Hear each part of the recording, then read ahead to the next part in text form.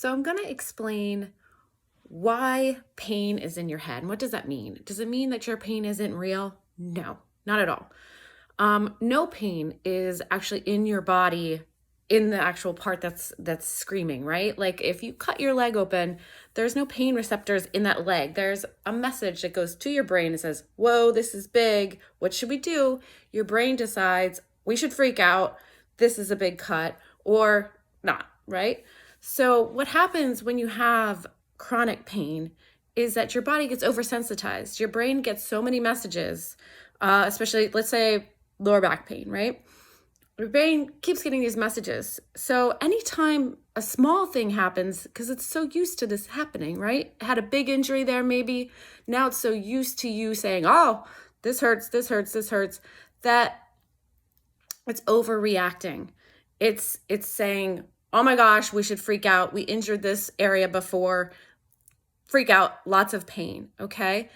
It's not an injury at this point. It's a chronic illness, right? You've had maybe an injury there, or you have something that causes a chronic illness like I do.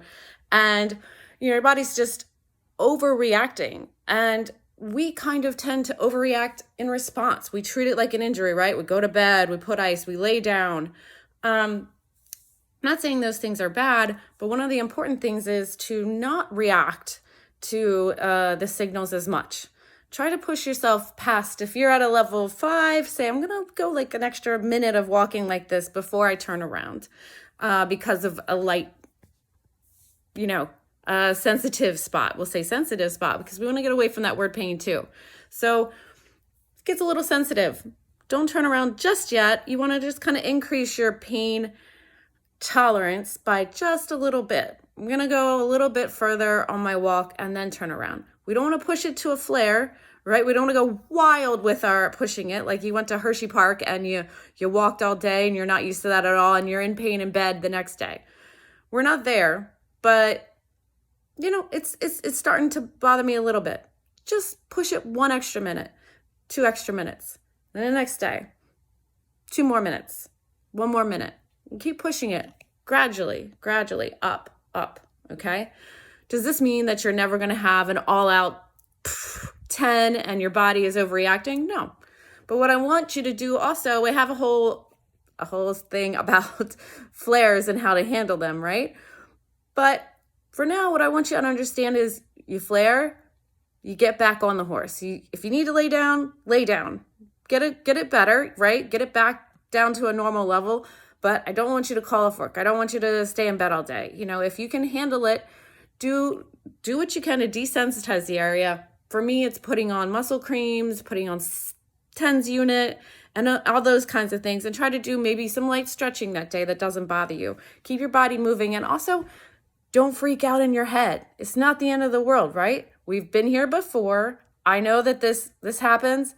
I'll get better. I always do. It's not the end of the world. Say it over and over and over again. There's also ways to calm your nervous system through music, through meditation, through breathing.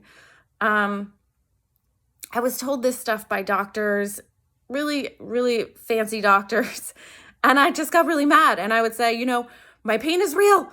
Why are you telling me to breathe? And it took me a long time to get to this point to understand that it is real, but there's ways to manipulate it so that it doesn't rule your life. That's what we're doing here.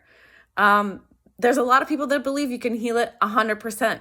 They're out there. I don't know if this is true. I know that I have, gotten myself to a much better place by following this. There are some books out there. I will, in a future video, list some of the books that you can read. There's one called Explain Pain that's out there that does this. I don't think these people actually had chronic pain, so that's why I'm telling you this from your perspective. Maybe you in the future, maybe you're not ready to hear this, but for those of you who are, if you're ready to just push back any holding on to the pain that you have, and you're ready to move on to like a better, more functional life, then I want you to keep following me because I'm in this journey too.